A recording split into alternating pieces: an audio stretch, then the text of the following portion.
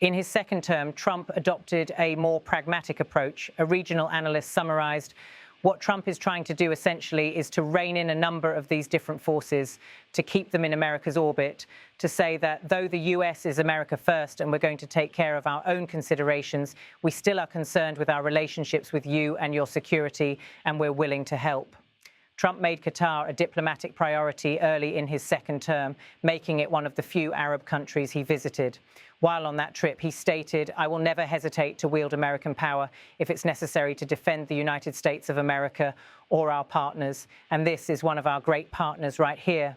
The warming of ties between Trump and Qatar also extended into the economic realm.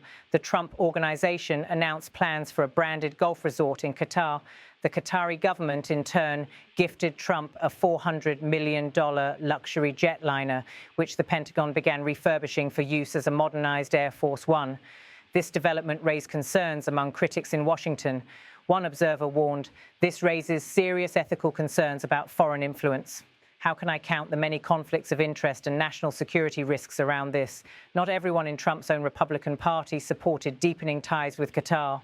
One Republican lawmaker argued, "Qatar is not, in my opinion, a great ally. I mean, they support Hamas. And so what I'm worried about is the safety of the President of the United States." Security concerns even extended to the gifted aircraft. The lawmaker added, "Everybody needs to know that Air Force One is not like every other Boeing, and it's going to have to be put through a lot of paces and probably every square inch analyzed before I think the president should consider it his primary means of transportation." Just days before Trump's executive order, Republican Senator Ted Cruz accused Qatar of influencing political unrest in the United States. Cruz claimed, "Follow the money." How much of Antifa is paid for by Qatar? How much of it is paid for by Iran? How much of it is paid for by communist China? Despite these internal disagreements, Trump's executive order carries three key implications. First, it deepens US entanglement in foreign conflicts.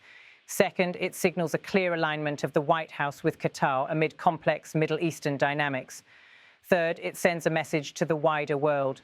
The US stands ready to protect its allies. As the region faces new uncertainties, the decision to pledge defense to Qatar underscores how intertwined America's security interests have become with the politics of the Middle East. For Qatar, it represents both a shield and a risk, the promise of protection that hinges on the shifting policies of an often unpredictable partner.